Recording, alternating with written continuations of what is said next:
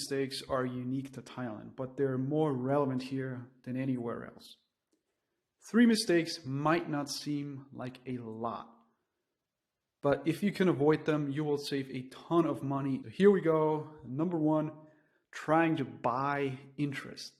Now, this first mistake I will consider to be an absolute classic. Perhaps you have done this yourself.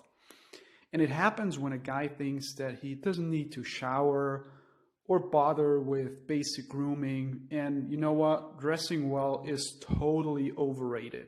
He thinks that as soon as he pays the girl, it will be a hot and passionate experience. Well, sorry to tell you, this will not be the case. The girl might still go with you, but you will sense that she's not into it, and that will ruin your experience. You might be able to pay for her service. You can never pay her to genuinely like you. Now, these types of guys typically exit the game after such an experience, concluding that it doesn't feel like the real deal and the girl didn't even like him. Now, the mistake here is due to a lack of common sense, perhaps basic understanding of human interactions. The bad experience wasn't due to her being a working girl. In fact, it had nothing to do with that. If you think you can pay someone to genuinely like you, and that paying for it would automatically make up for your lack of hygiene or grooming or style, well, you're seriously mistaken. That applies to any social interaction, not just nightlife in Thailand. Numero 2. She can't possibly like you.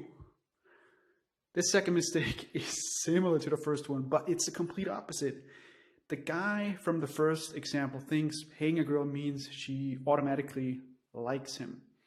The opposite of that is a guy who thinks a girl who is being paid can never genuinely like you. And both assumptions are incorrect. Just because you pay for a service, the girl can't possibly like you, her customer, or even be genuinely attracted to him. This is such a dumb idea that completely defies logic. If you are a car salesman and your customer is a hot woman, just because she's your customer, you cannot be attracted to her? Of course you can. So why should it be different when it comes to Thailand nightlife? Complete nonsense, such limiting thoughts. The reality is that any working girl can like and even be genuinely attracted to you. Most of the time, it has nothing to do with you being a hot guy or a stage-ready fitness model. In reality, the bar is much, much lower. What most working girls want is a well-groomed guy who takes care of his hygiene, has good manners, and is friendly. Really, that is it, okay? Quite a low bar, but you wouldn't believe how many guys aren't even able to get those very basics right. And number 3 is unrealistically high expectations. Okay? The last mistake would be the guy who thinks he needs to be super hot to get genuine interest from any attractive working girl. It's, let's say, the 60-year-old guy who assumes, oh, young girls are only interested in young guys. And because he thinks that, he picks older women, even though he would really like the younger ones.